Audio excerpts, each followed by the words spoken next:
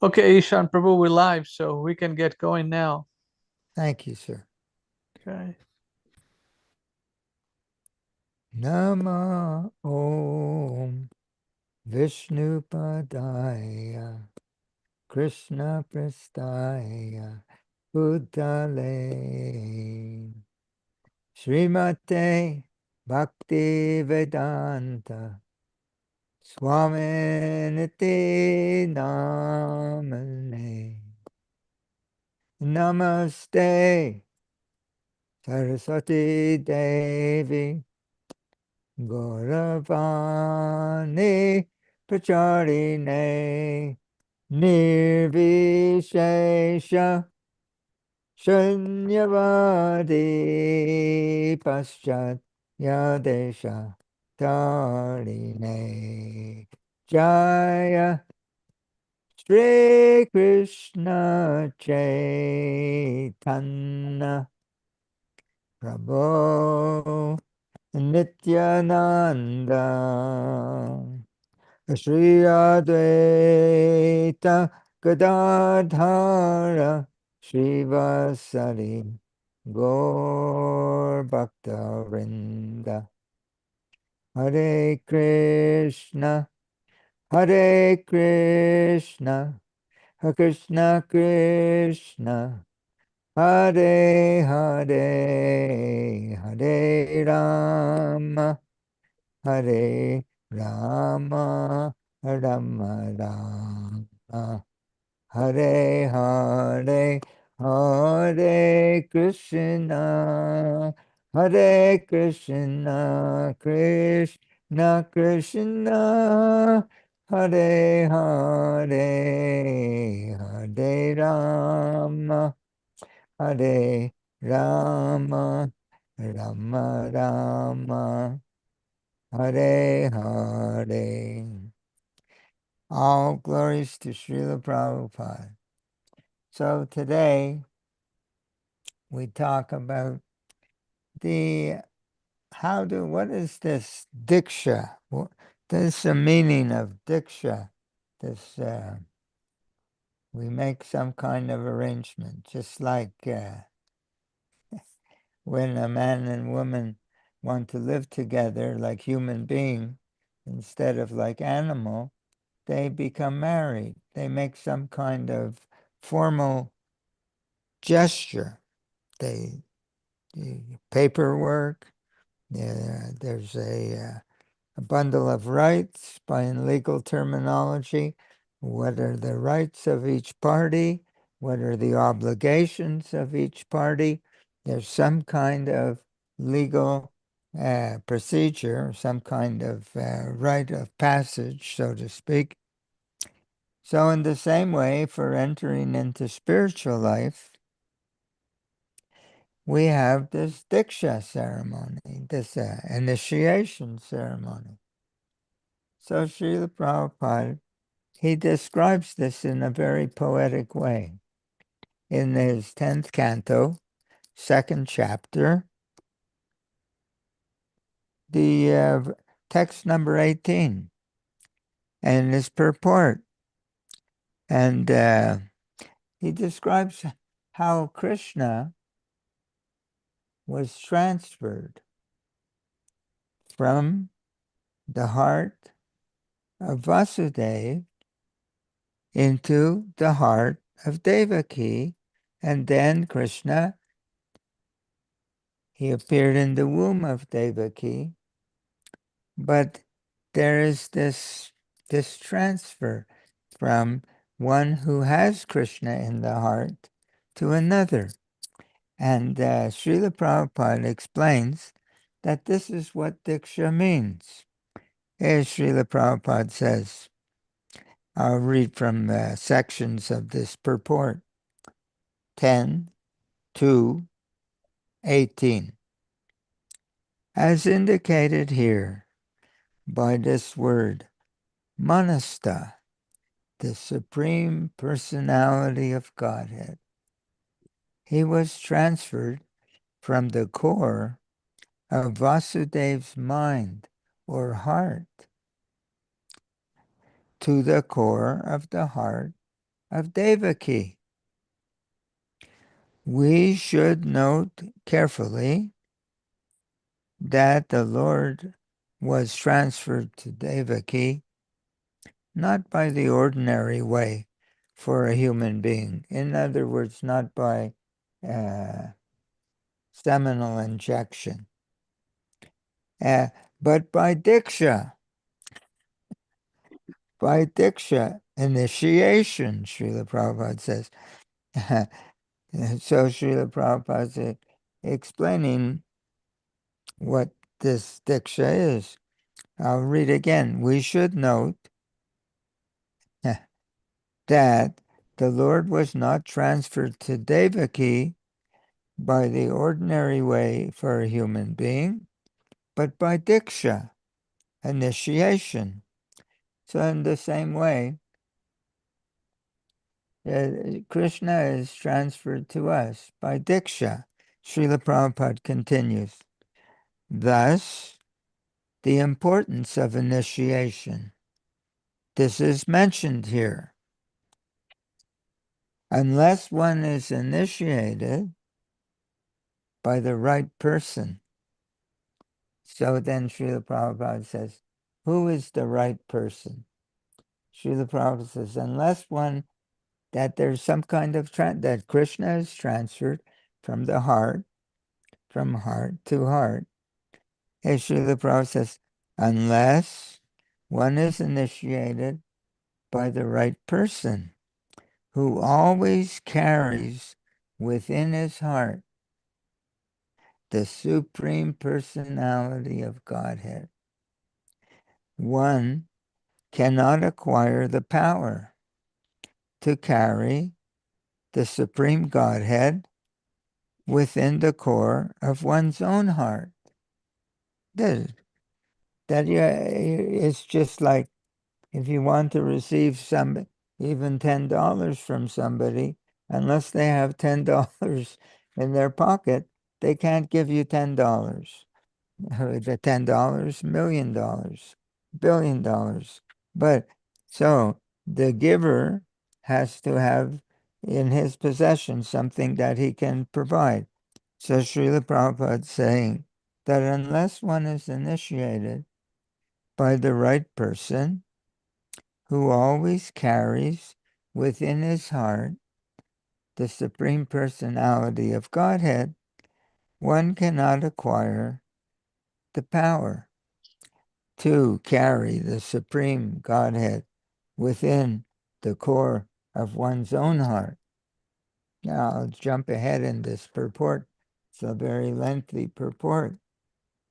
As Srila Prabhupada said, thus, here, the form of the Lord,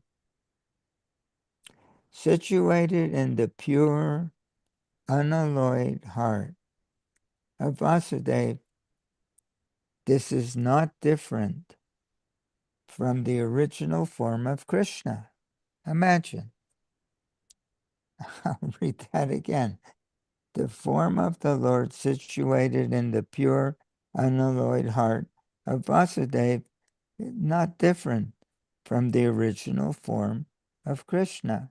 So in the same way, the form of the Lord in Srila Prabhupada's heart is not different from the original form of Krishna.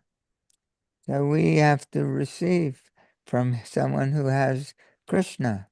It's not like imagination or something. There's no difference, just like there's no difference between Krishna and his name, Krishna and his form, Krishna and his pastime, Krishna and his paraphernalia, his associates. They're all Krishna. It's absolute. Spiritual reality, it works according to different laws than material reality in the material world. If I'm thirsty and I recite water, water, water, my thirst is not quenched. But because there's a difference between the name and the object. But in the spiritual world, The name of Krishna and Krishna are not different. The form of Krishna and Krishna are not different.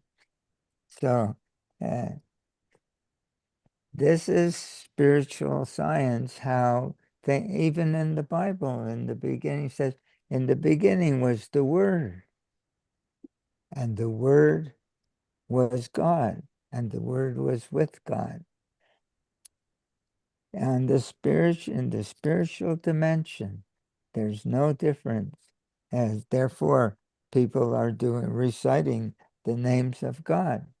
They're in the association of God. In every religious system, they have beads, whether it's a rosary bead or a mala that a Vaishnava use or a Muslim, they're all reciting the names of God because he's present in his name.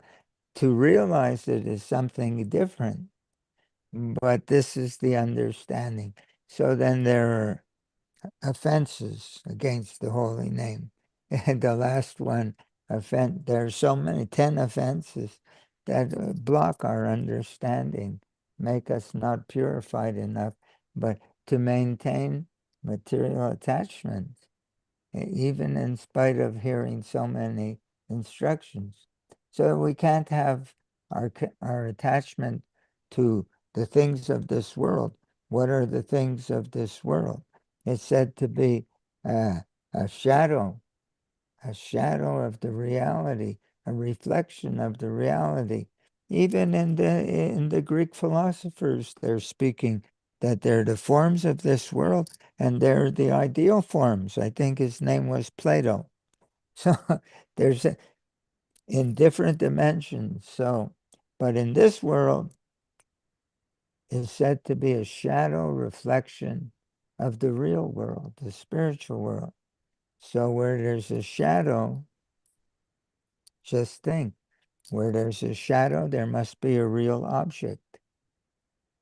But we're relating to the shadow, and the reality is more subtle, and the shadow is gross. So Srila Prabhupada is writing that the form of the Lord in the heart of the pure devotee is not different from the original form of Krishna. As Srila Prabhupada continues elsewhere in this purport. Thus, the eternal form of the Supreme Personality with full potencies, plural, he was transferred from the mind of Vasudeva to the mind of Devaki. This is Diksha. Exactly as the setting sun's rays are transferred to the full moon rising in the east. The moon, what is the light of the moon? Is just reflecting the light of the sun. If the sun wasn't there, the moon wouldn't have any brightness. So Srila Prabhupada is saying in different talks, in different lectures, in different conversations, that he just wants to have what kind of disciple? Just one moon. Someone who can reflect what? That we sing every morning. Prema Bhakti Yaha Hoite. Prema Bhakti Yaha Hoite. Avidya Vinashayate. Prema Bhakti Yaha Hoite. From him, this light of ecstatic Krishna consciousness, it emanates just like light emanates from the sun glow. And if one can catch that light, well, avidya vinash, our ignorance is destroyed. When Krishna becomes in our heart, then there's no room for Maya, for illusion, for illusory desire. desires for the things of this world, they're not really substantial. Our philosophy that it feels very substantial. It looks very substantial. Our senses tell us, but our senses are material. They're not sensing spiritual essence. They're not sensing spiritual. And why is it unsubstantial? Because spiritual reality is eternal, and everything here is temporal. At any moment, everything dissolves again. It goes back into the earth. Even this body that we love so much, it is just so many. It says what the scientist tells us: 70–80% water, and some minerals from the front yard or backyard, and that's what it comes from, and that's where it goes. It's so it looks like the real thing, but it's not real. Nothing in this world endures. Therefore, it's called that the supreme, the absolute truth, is Sat Chit Ananda, eternal, full of bliss and full of knowledge. Sat means eternal, but everything here is asat, asat. It's temporal. It's just it's an imitation. It's a shadow of the real thing, but the shadow is gross and the reality is subtle. So Srila Prabhupada says that the eternal form of the Lord with full potency was transferred from the mind of Vasudeva to the mind of Devaki, exactly as the setting sun's rays are transferred to the full moon that is rising in the east. So, Srila Prabhupada says, he wants a student, one who can receive what's emanating from him, prema bhakti yaha hoite, and to reflect Srila Prabhupada's, to receive Srila Prabhupada's love for Krishna in our heart, and to reflect that love towards Krishna. That's the moon.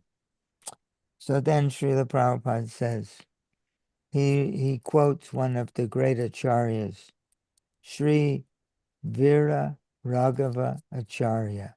Srila Prabhupada says, when Sri Vira Raghava Acharya is commenting on this verse in the Srimad Bhagavatam, he writes, Vasudeva Devaki Jatarayor Hridarayor Bhagavata Sambandha.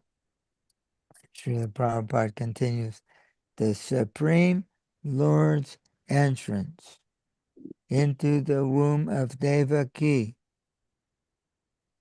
from the heart of Vasudeva was a heart-to-heart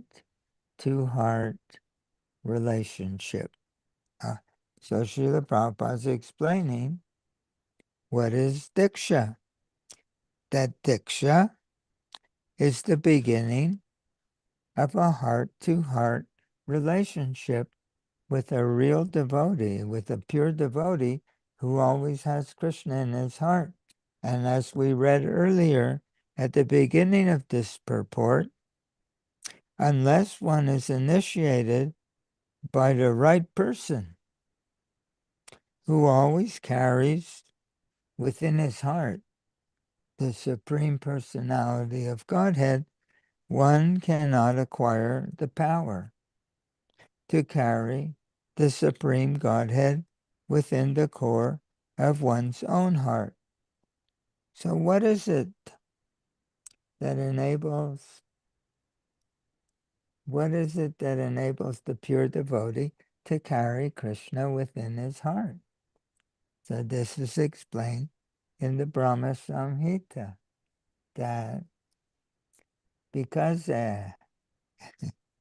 Now the verse is, I'm forgetting, but it's explained that he has this, his eyes are tinged with the salve of love. His eyes are tinged with the salve of love. He has so much love for Krishna that he captures Krishna. Krishna cannot resist that, the love of his pure devotees. So he appears in the heart of the pure devotee. But where will we get that love? That is what is emanating heart to heart.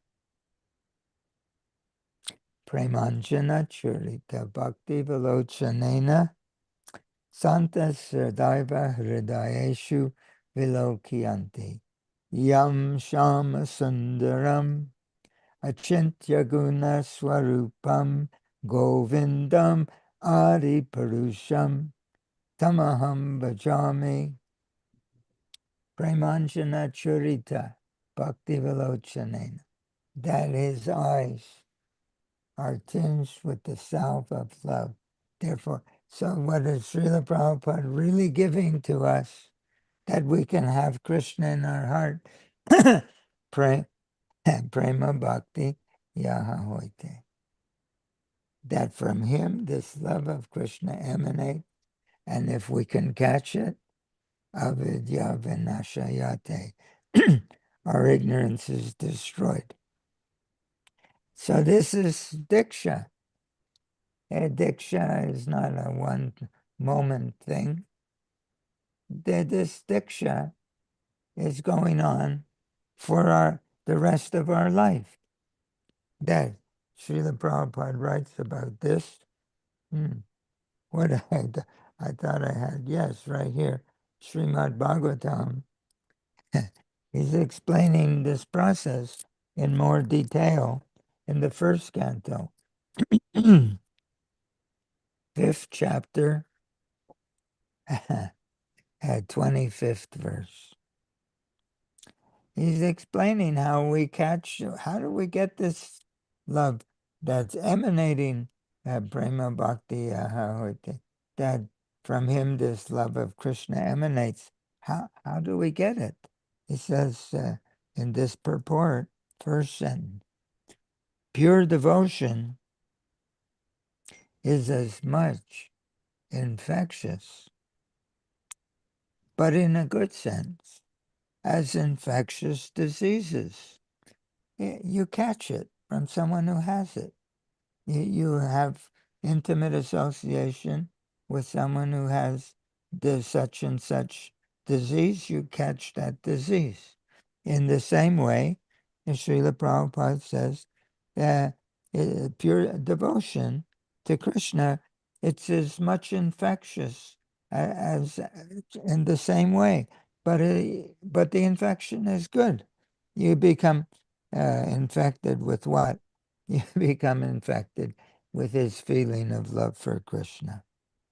So they're different. I won't read the whole purport, but Srila Prabhupada says, he cautions us, there are sometimes, Srila Prabhupada said, pseudo-devotee, not real devotee, not yet, and one should be very much cautious about them. So, and then he says, because they're taking the role of guru, but like we said before, if if I have in my pocket $10, I can give you $10, or vice versa. But if we don't have in our pocket what we can give, so in the same way, only one who has love of Krishna can share love of Krishna with others. So this is the science of Krishna consciousness. Those who are taking the role of guru but don't have this love of Krishna in their heart, premanjana charita bhakti vilochanena. Either they simply don't understand Vaishnava philosophy, or they're outright rascal. is what we call scam or phishing, promising something that we can't deliver.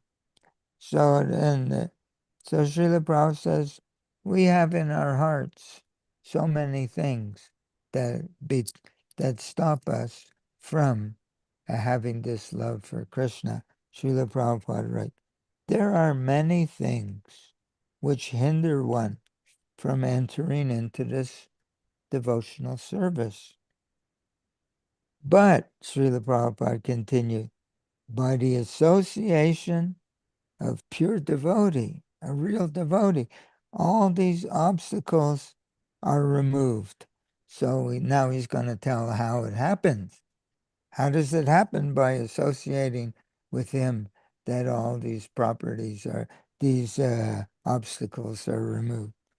Srila Prabhupada said, and he's writing for us because we're neophyte. Srila Prabhupada writes, the neophyte devotee becomes practically enriched. He becomes enriched with the transcendental quality of the pure devotee. He's this, which means attraction for the personality of Godhead's name and fame and quality, pastimes, etc. That we become the neophyte. We become enriched with Srila Prabhupada's devotion. So then Srila Prabhupada explains further. He says, infection, what is this infection? He says, infection of the qualities of the pure devotee. What does it mean? He says, infection of the qualities of the pure devotee means to imbibe the taste, to imbibe the taste. You know, in botany, the word is imbibe, means that you put a seed in the water and it swells up. It's called imbibition. But that they also use it in terms of drinking, to imbibe some some nice nectarine beverage. So he says the neophyte, mm, mm, devotee, becomes enriched. He says that with the transcendental qualities of the pure devotee. Infection of these qualities of the pure devotee means to imbibe, to drink in his the taste of pure devotion, always in the transcendental activities in relation to the Supreme Lord, the personality of Godhead. And he says, what's the result of this process when you imbibe? If you if you are near someone who has COVID and you become infected, then the symptoms are you have all the symptoms of COVID, just like the person who give it to you. But if you become infected with the qualities of a pure devotee, yeah, you become infected with his devotional qualities. So he says, infection of the qualities of the pure devotee means to imbibe the taste of devotion. And he says, so what happens when you get this taste? Prema bhakti yaha hoite avidya vinasha yate. The ignorance is destroyed when we imbibe the taste. He says, this transcendental taste, I'm reading here, at once makes all material things distasteful. As soon as we have feeling of some devotional feeling for love of Krishna, our affinity, our attraction to the things of this temporary shadow world, that we lose that. It's gone. So it says, so a pure devotee, Srila Prabhupada says, he's not attracted by material things. And then, so this is the process of elimination, what we call it an artha nivritti. Artha means to engage in activities. Artha, the karma, artha, karma, uh, and moksha. There are 4 stages.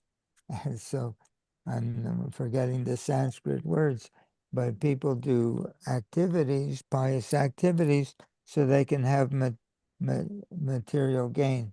And from material gain, they can then engage in sense gratification.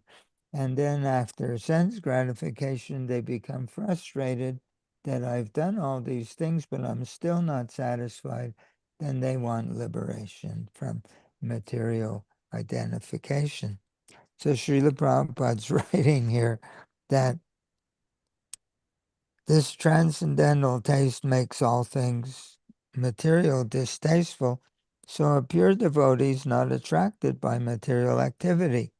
And that's the elimination that we want. That's an artha. That artha means things that are progressive. Anartha means things that are obstacles to our spiritual progress. Anartha. Anartha nivritti means that these anarthas are taken away. So Srila Prabhupada writes, after the elimination of these obstacles on the path of devotional service, the biggest obstacle is the condition of our heart, of course. One can become attracted. Now Srila Prabhupada describes the stages of how we grow in Krishna consciousness. After these obstacles are removed, by imbibing the taste of his devotion, there's no other way.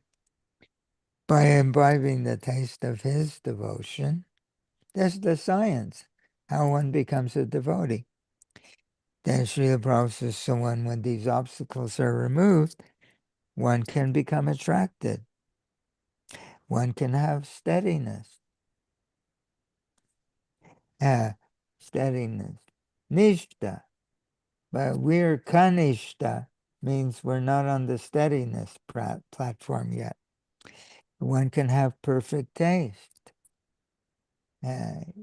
Perfect taste means that when you taste something that's bad for you, you don't like it. And when you taste something that's good for you, you like it. So right now we have taste for things that are not good for us. But so after steadiness, one can have perfect taste. One can have transcendental emotions. Imagine that having transcendental emotions, spiritual emotions, taking pleasure in having transcendental emotions. When we have transcendental emotions, our heart will become satisfied. We won't be hankering after, we won't be looking in the wrong places for our satisfaction.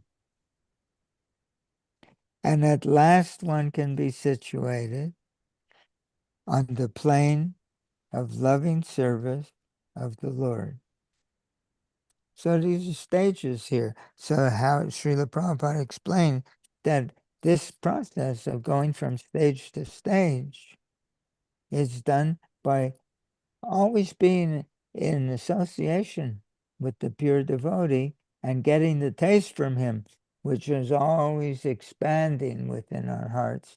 The more we, the idea, inquiry, submission, and service described in Bhagavad Gita 4:34, the inquiry is, what is this taste? Submission is that my heart is open enough that I can feel what you're feeling. You can feel what I'm feeling. That's submission. So what is this taste? Inquiry, submission, that we're ardently wanting to understand Srila Prabhupada's love for Krishna. And service means that now that we're getting a little taste, from him this love of Krishna emanate, and we're catching some. Now we engage in our devotional activities. We engage in all our activities with this taste in our heart. So we're practicing cultivating Krishna consciousness under his guidance, in his association. Srila Prabhupada sometimes says that it's an apprenticeship program. We're working like that. So then Srila Prabhupada said, last sentence, okay? All of these stages from the neophyte platform to becoming, getting a little taste, and then are becoming steady, and then having transcendental emotions, and then be situated ultimately on the plane of loving service to Krishna. He said, all of these stages develop. How? By the association of the pure devotee. And that is the purport of this stanza, of this verse in Srimad Bhagavatam. So we're discussing, this is the meaning of Diksha, means that this process is starting. Can this process begin without the ceremony? Yes, this process can begin without this ceremony.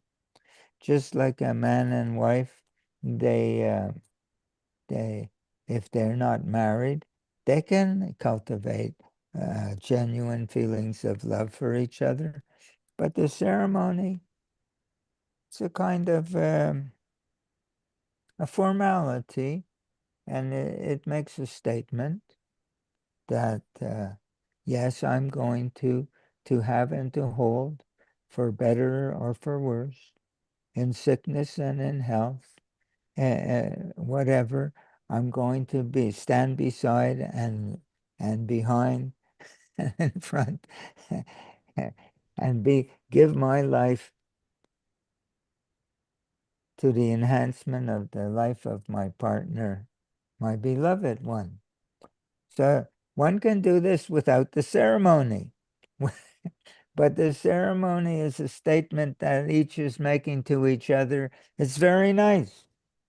It's a gesture that says that this love is there, and we want to do this. It's a very nice thing. So in the same way, so Diksha means that we're going to have a ceremony to underscore the fact that now I want to have a living relationship with Krishna's pure devotee, so I can imbibe from him the taste of his love of Krishna, and that from him this love of Krishna emanates.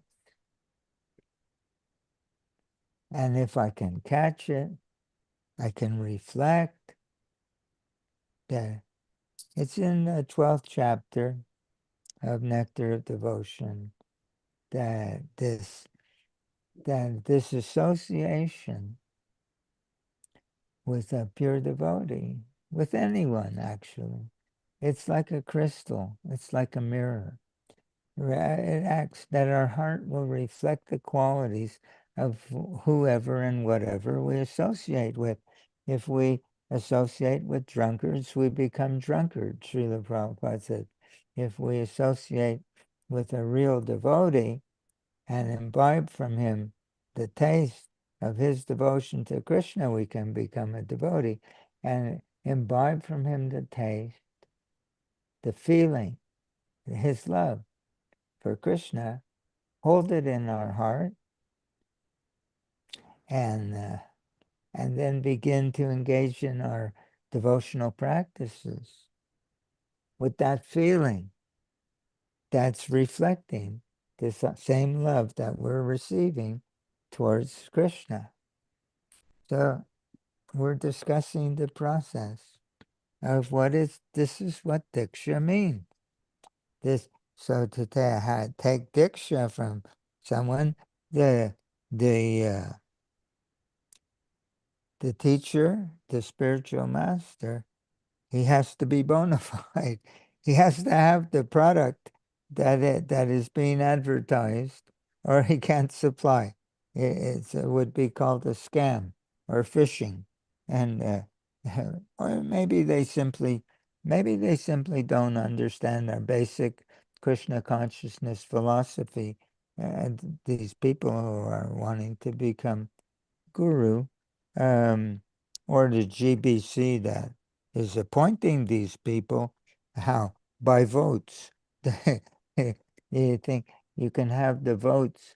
If a man is on the Kanista platform trying to become a devotee, and people, if the whole United States votes for him to be a guru, or what to speak, maybe the whole world, the whole, on all the continents, they vote for him to be a guru, or even all the people, all the souls in the universe vote for him to become.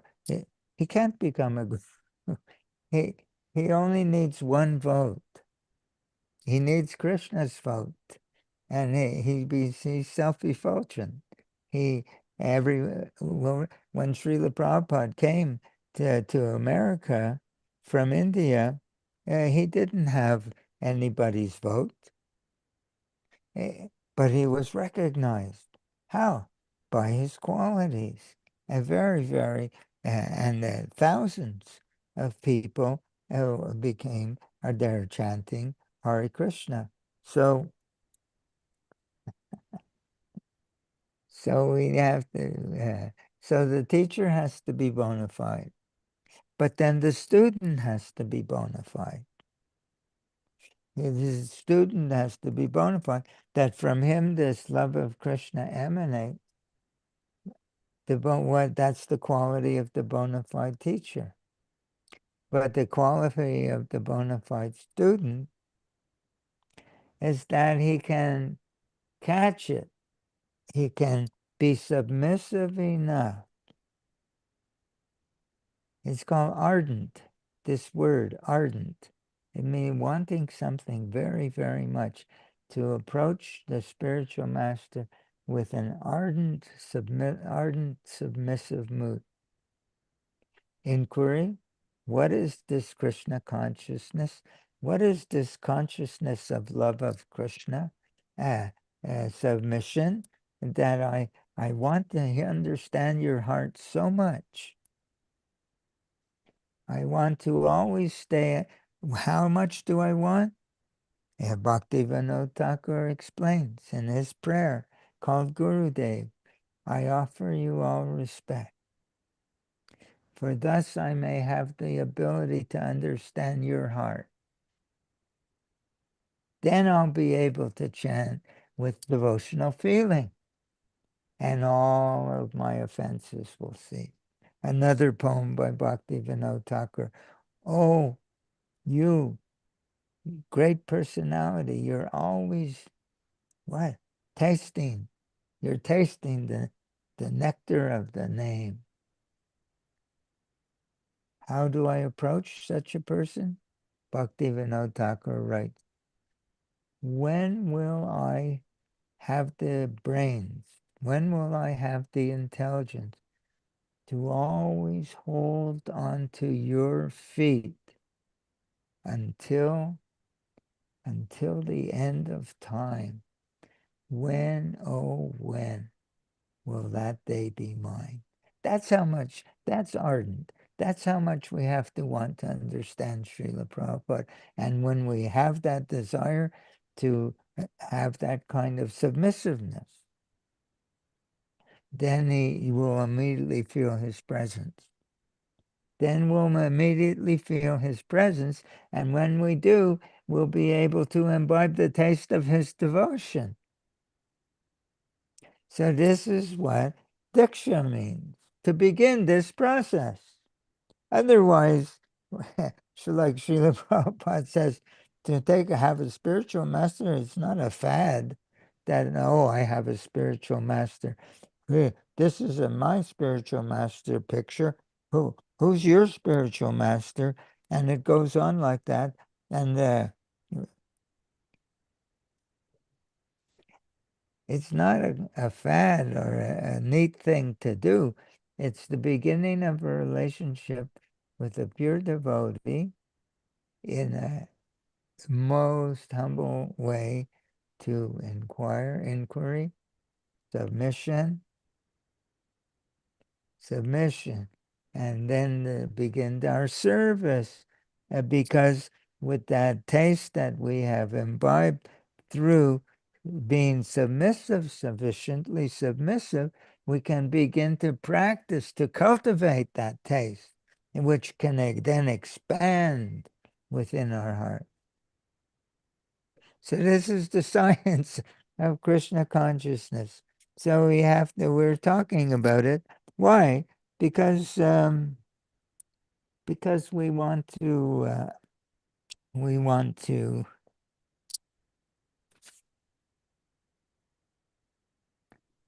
to practice it ourselves. We're talking about the things we want to hear. So Srila Prabhupada says, now I'm turned to another book. We looked at Srimad Bhagavatam. We looked at first canto, 10th canto, and we were looking at, it says in Nectar of Instruction, in the Nectar of Instruction, in the sixth verse, I believe, there's where is that? There's, I think, let's see. Oh, text 4. I have to turn the page. Text 5, text 6. And Srila Prabhupada says, the spiritual master, well, he describes that those who think that Krishna consciousness, such neophytes are unable to appreciate the exalted service of the advanced devotee. And they think of him like he's one of them. But Srila Prabhupada's talking about the need that one should approach a Mahabhagavata devotee only. There it is. One should not become, this is from number 5, Nectar of Instruction by Srila Rupa Goswami. Srila Bhakti Vinod Thakur has given some practical hints to the effect that an Uttama Adhikari Vaishnav, he can be recognized.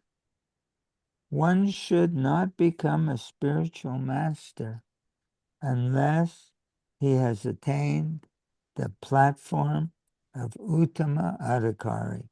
There's straight, simple, short sentence. One should not become a spiritual master unless he has attained the platform of Uttama Adhikari. A neophyte Vaishnav situated or a Vaishnav situated on the intermediate platform, they can also accept the disciples, Srila Prabhupada says. Yeah, even a neophyte can accept disciples, but such disciples, they must be on the same platform, and they can't be more than their teacher. And it should be understood that they cannot advance toward the ultimate goal of life under this insufficient guidance. Yeah, he's saying, you got a teacher who doesn't have love of Krishna. You can't develop this love of Krishna because you got to get it from him in a very intimate relationship.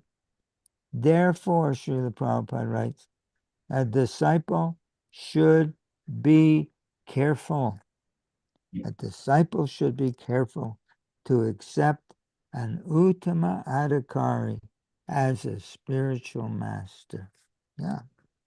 So we're talking about the science of Krishna consciousness.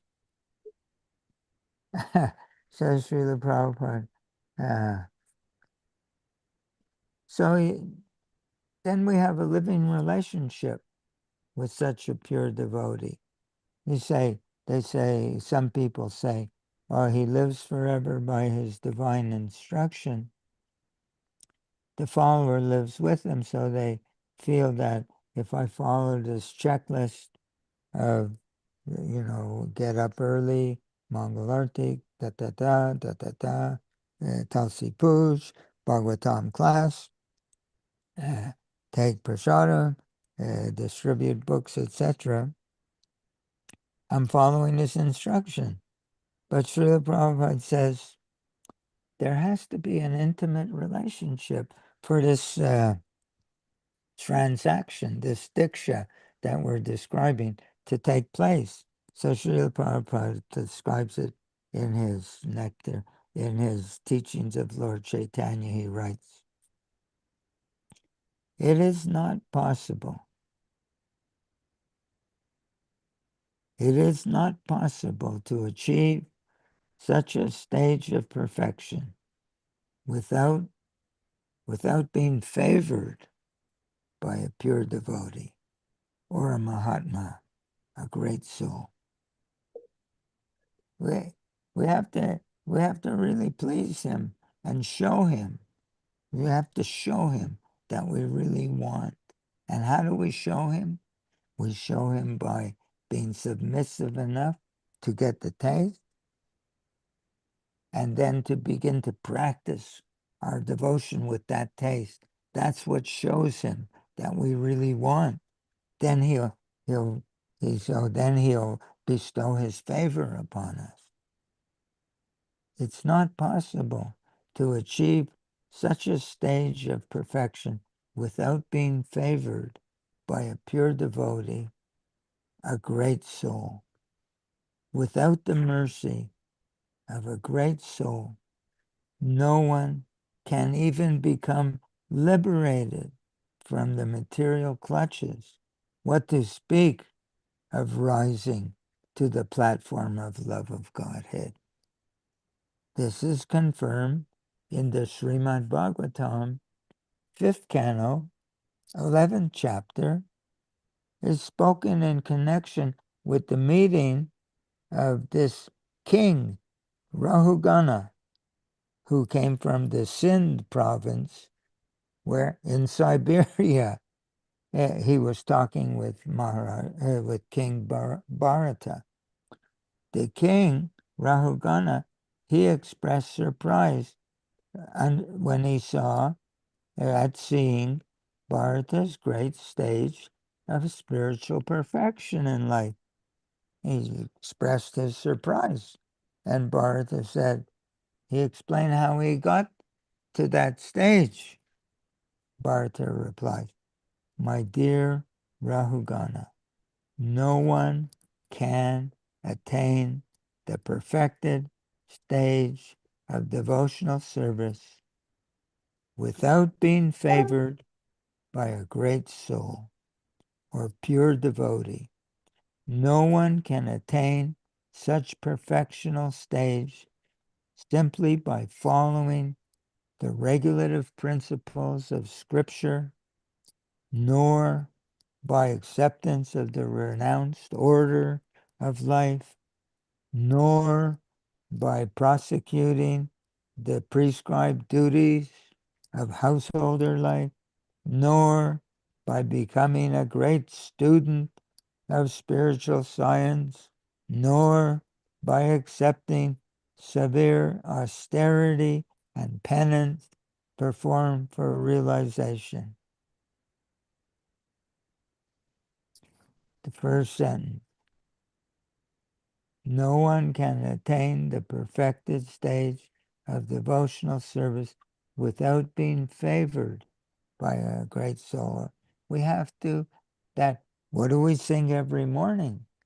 yasya prasadat bhagavat prasado jasya prasadana katirkatopi dayam stubam stasya yashasrishandyam bande guroshi Charanarvindam. When one can please the spiritual master, he becomes benedicted by the mercy of Krishna. Without the grace of that spiritual master, no one can make spiritual advancement. Therefore, we should always remember our spiritual master. We should always be doing this Diksha process. In 434 in the Bhagavad Gita, Srila Prabhupada writes in the purport, I'll get it right here, because he says it so nicely.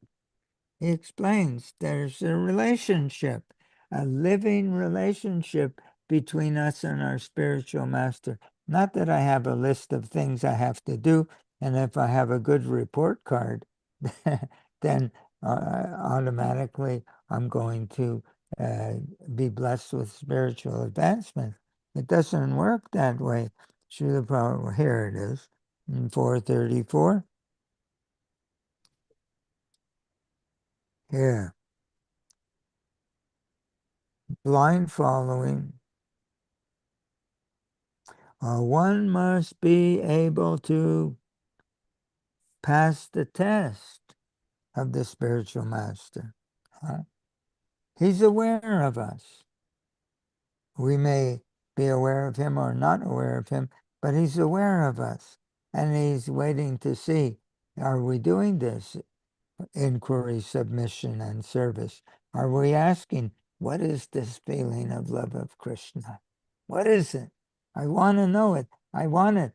And then he says, and then submissive enough. It's one thing to ask, but to be submissive enough to imbibe the taste, that's something. So inquiry, submission, and service. So one must be able to, unless there is submission and service, the inquiry from the spiritual master won't be effective. I'm reading right here. You can ask what is love of God, love of Krishna, but unless we're submissive enough and then beginning to practice with this taste that we're getting from him, it ain't going to go nowhere. So he says, but then, but he's aware, Srila Prabhupada, of how much we want. So he says one must be able to pass the test. And when he sees the genuine desire of the disciple, what happened? He automatically blesses the disciple with genuine spiritual understanding. So, and then Srila Prabhupada, in this verse, the blind following and asking observed inquiry is condemned. Not that we just do a list of things. One should not only be submissive, but one must get a clear understanding in submissive service, in submission, service, and inquiry, that we imbibe the taste and we begin to cultivate Krishna consciousness, quote, under the guidance of a pure devotee. Right? That's what it means. So then he says, under the guidance. So he says, a bona fide spiritual master is by nature very kind toward the disciple. He wants us to grow. He's by nature. Therefore, when the student is submissive and always ready to render service, when he's imbibing the taste and ready to cultivate that, the reciprocation of knowledge and inquiry becomes perfect. when he's very kind. So when we're always wanting to learn from Srila Prabhupada, what is this feeling? And we're getting a little piece of it, and we're engaging with that kind of enthusiasm that he's sharing with us. We we in our what do you call Gayatri mantra? The third verse is that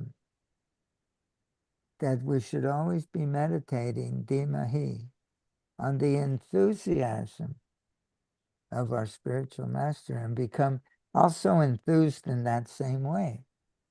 So when he says, so when he sees, therefore, when the student is submissive enough to imbibe that taste and always ready to render service with that taste, the reciprocation of knowledge, that knowledge means love of Krishna, and inquiry, what is this love of Krishna? That reciprocation between the question and the answer becomes perfect. So this is the process of Krishna consciousness. We're talking about it. So similarly, going back to teachings of Lord Chaitanya, last little piece of this talk, in the same Bhagavatam, 7th canto, 5th chapter, in connection with the conversation of Prahlad Maharaj with his father, Hiranyakashipu, the following statement appears. When the atheist father Hiranyakashipu, he inquired from his son where he got such an attitude of devotional service, the boy replied, so long as one is not favored by the dust of the feet of pure devotee, then he cannot even touch the path of devotional service, which is the solution of all the varieties of problems of this material life. Hare Krishna. Thanks. Thank you for letting me talk to you in this way. Hare Krishna. Hare Krishna. How So long? it's probably an hour and 7 minutes or something. Whoa. Hare Yeah. Krishna. Okay. More reasonable. Yeah. So it's pretty clear when we read Srila Prabhupada's books, Srila Prabhupada being an empowered acharya and pure devotee, that he he was directly giving this love of Godhead to people who could receive it. And it's all over in his books that the guru is the acharya, or the spiritual master is an uttama adhikari, or he should be, unless if he's not, then there's a deficiency in the disciples attaining this love of God. Is that a Yes. proper? Oh, okay. Sorry, someone was calling me. Forgive Oh. me. Prabhu, go ahead. Okay. So yes, Ichar Prabhu, thank you very much for very clearly describing the position or the role of the spiritual master. What is his what should be his position situated in love of God, and all these beautiful descriptions from Prabhupada's books. Why do you think that this understanding is lacking in the International Society for Krishna Consciousness? That's a very good question. Why is it lacking? Well, first of all, maybe this is just speculating in their understanding, is that maybe they think Prabhupada was a relative person, their Prabhupada was, he became a pure devotee, or, he's just like me, an ordinary person, and he has a better understanding of Krishna consciousness. Maybe they have relativized it to a church, like the Catholic Church. Specifically, if you think about it. But even the Catholic Church practiced the Ritvik system if you go to the Catholic Church, the priest gives you the ceremony, but you don't become his student. He connects you with the pure devotee Jesus. Yeah, I mean, that's there, but the ritual aspect of it is the Yeah. management aspect of it, and that's where they all get stuck. They appoint a guru, they take a appointed guru or something like that, and then I don't know, maybe they share the karma of the guru because the guru is a insufficient Yeah. But insufficient guru, so their understanding becomes insufficient as well. and I the guru shares the karma of the disciple. Yeah, But a pure devotee, he can deal with it. yeah, But conditioned soul. Yeah. someone who conditioned soul, it's going to take him down. Yeah. He's playing a dangerous game. Yeah, I Uh, asked the same question to Narayan. He said whenever we were in the presence of Srila Prabhupada, we felt spiritually uplifted. But yeah. but when you go in the presence of these guys, it's like, You wouldn't know if they walked into a temple room. You wouldn't know that they were a guru unless they had a sign on their back or something. yeah, yeah. So this is the problem, I think. Yeah. Um, Jonas Spear, any comments, questions, Uh, or their philosophy is fake it till you make it. well, make it till you make it. Well, that hasn't turned out too well. If you look at the history after Srila Prabhupada's unmanifest pastimes, it's scandal after scandal regarding the position of gurus, their philosophy, they're changing the books, changing the gurus fall down, So many things. you may, as you probably know very well, I'm repeating these same ideas in different words, one class after another, with the hope that perhaps someone who has been misled in that way, they will understand that Srila Prabhupada was sent here by Krishna to take us back home, and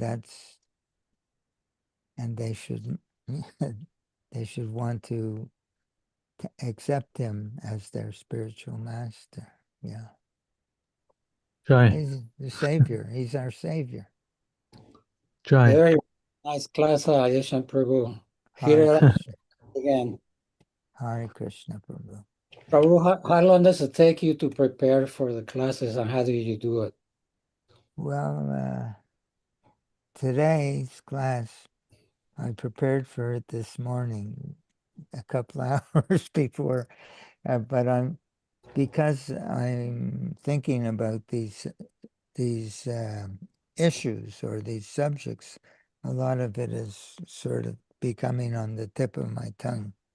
And I've made so many notes to gather evidences because people, they say, we want Prabhupada Vani. We don't want, we don't want to hear your ideas. So I did a lot of study for a couple of years to find these quotes so I can go to them, and gather them up for a class like today, in an hour or so, put in my markers in the books. Yeah. Nice, thank you. I also think that people who joined, Yeah. this is going back to Prabhupada's manifest pastimes. People came from a different background, like all kinds of people were joining: Catholics, Yeah. Protestants, Jewish people, all these types of devotees were present, and they took advantage of the Krishna manifesting the Krishna consciousness movement. But after Srila Prabhupada's unmanifest pastimes began, they reverted back to their own this default programming type of understanding, and then with with the appointed fake guru system, the cheaters, it kind of went all downhill, and them changing the books, people became bewildered, and I think that's something to do with it as well. The offenses to Srila Prabhupada. Of course, this goes on. I think there's one purport where Srila Prabhupada explains that it's just a natural thing that after the Acharya departs, that all, so to speak, all hell breaks loose and the thing goes to pieces. And it's just the way it is. Just like I looked online, there are some 4,000 different Christian churches Wow. today. And Well, no. so maybe we have 4, 5, 6 different Krishna conscious groups today, but it's only been 50 years. So, and by the time Bhaktivinoda Thakur came after Lord Chaitanya, 200-300 years, there were already 13 different called upasampradayas, apasampradayas.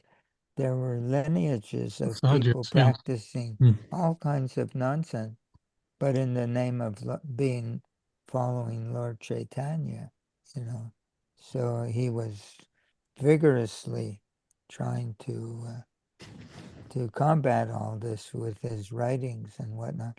He said that in the time of Bhaktivinoda Thakur, there was so much, what is the word I'm looking for?